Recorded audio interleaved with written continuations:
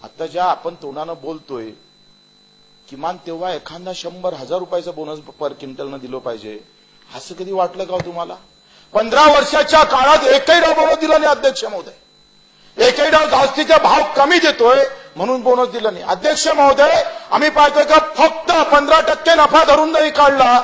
आता जर आम्ही कापसाचे भाव उत्पादन खर्चावर आधारित भाव काढले तर कापसाचे भाव 5,990 रुपये नफा न धरता निव्वळ खर्च 5,990 रुपये होतं. 15% नफा धरला तर तो 6,550 रुपये होतोय. किमान जो खर्च आमचा आहे तो तरी निघाला पाहिजे का नाही? एक शेतकरी मोठा डोक्यावर हात घेऊन बसला होता. राज्यातला मुख्यमंत्री गेले, पंतप्रधान गेले, का बसला असं निराशानं? आणि खत देतोय तुम्हाला, पाणी देतोय, लागलं तर जलयुक्त शिवार आहे, धरणाचं पाणी आहे, खतावर सबसिडी आहे, कर्जमाफी देतोय, हे सगळं देतोय. ऊट आता शेती कर म्हणजे सगळं देता, आपण भाव देता का? हे सगळं दिलं म्हणजे तुम्ही देता किती? मी मागे बोललो होतो अध्यक्ष महोदय, हेक्टरी तुम्ही आम्हाला फक्त 2,000 रुपये हेक्टरी मदत दिली. लुटलं किती याचा हिशोब द्या ना आम्हाला. शेतकऱ्याला लुटलं किती ते कोण सांगणार आहे? ते काँग्रेसचं असू दे, राष्ट्रवादीचं असू दे का भाजप शिवसेनेचं असू दे, तुम्ही लुटलं किती त्याचा हिशोब पहिले दिला पाहिजे. मंत्र्यानं धावेला सांगितलं पाहिजे का ही आम्ही माफी मागतोय, तुम्हाला लुटलं जास्तंय. अध्यक्ष महोदय, पर क्विंटला मागं 2,000 लुटलं. 6,000 कापूस होता क्विंटलाचा, 4,000 विकावं लागला. पर क्विंटला मागं तुम्ही 2,000 लुटला आणि हेक्टरी तुम्ही आम्हाला 1,500 दिले. 1,500 हेक्टरी द्यायचे आणि क्विंटला मागं 2,000 लुटाचं, हे काय देणं म्हणायचं का अध्यक्ष महोदय? अध्यक्ष महोदय, सरकार कुठलं जरी आलं तर हमी भाव देऊ शकत नाही. ही काळ्या उत्पादन खर्चावर आधारित भाव देऊ शकत नाही अध्यक्ष महोदय. ही काळ्या दगडावरची रेष आहे अध्यक्ष महोदय. कोणी किती काय ताना मारू द्या, कोणी किती काय काही सांगू द्या, एकतर आम्ही पाहतो का ग्राहकांचा विचार केला जातं, खाणाऱ्याचा विचार केला जातो. अध्यक्ष महोदय, कुठलाही कोणी जरी पंतप्रधान होऊ दे, अच्छे दिनवाले असू दे का बुरे दिनवाले असू दे, तुम्ही भाव देऊ शकत नाही अध्यक्ष महोदय.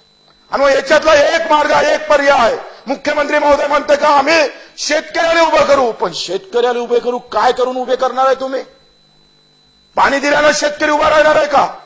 अध्यक्ष महोदय, आखरी उत्पादन स्वामीनाथन आयोग आपण 2006 मध्ये सोनिया गांधीजींच्या आदेशानुसार स्वामीनाथन आयोग निर्माण झाला. स्वामीनाथन आयोग 2006 मध्ये निर्माण झाला आणि स्वामीनाथननं काय म्हटलंय, एक अत्यंत महत्वाचं वाक्य वापरलं अध्यक्ष महोदय. काय म्हणताय स्वामीनाथन आयोग? उत्पादन वाढलं पण उत्पन्न वाढत नाही. उत्पादन वाढवलं शेतकऱ्यानं पण खिशात पैसे येत नाही अध्यक्ष महोदय. तो खिसा खाली आहे. आखरी उत्पादन वाढून जगू शकत नाही, उत्पन्न वाढलं पाहिजे अध्यक्ष महोदय. मग उत्पन्न वाढवण्यासाठी तुम्ही भाव देऊ शकत नाही म्हणजे उत्पन्न वाढवण्याची ताकद तुमच्या सरकारमध्ये नाही. सरकार कुठलंही असू द्या अध्यक्ष महोदय, त्याचा उत्पादन खर्च कमी करण्याची ताकद तुमच्या सरकारमध्ये आहे का? आम्हाला याचं उत्तर पाहिजे.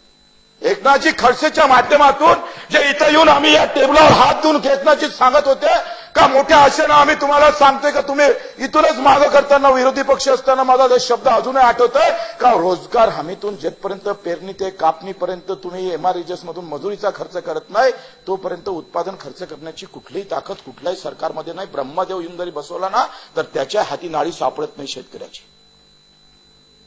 अध्यक्ष महोदय, उत्पादन खर्च कमी करण्याची ताकद तुमच्यात आहे. उत्पादन खर्च कमी करण्याची ताकद एका गोष्टीमध्ये आहे, जोपर्यंत एमआरएचएस मधून पेरणी ते कापणीपर्यंत सर्व कामे एमआरएचएस मधून होणार नाही तोपर्यंत त्याचा खर्च कमी होणार नाही. आज मजुरीचा खर्च 75% अध्यक्ष महोदय, 25% बियाणे आणि खतावर जातं. आता अवकाळी पाऊस आला नाही, मग आमची दुबारा पेरणी करावी लागली म्हणजे आमचा खर्च 100% निघत नाही. पण उत्पादन पेरणी ते कापणीपर्यंत सगळी कामं जर एमआरएचएस मधून घेतली तर मजुरीचा खर्च त्याला भेटला असता आणि 25% फक्त त्याचे वाया गेले असते पैसे अध्यक्ष महोदय. म्हणजे दुष्काळावर मात करू शकते ही मागणी, दुष्काळावर मात उपाय होऊ शकते या गोष्टीचा.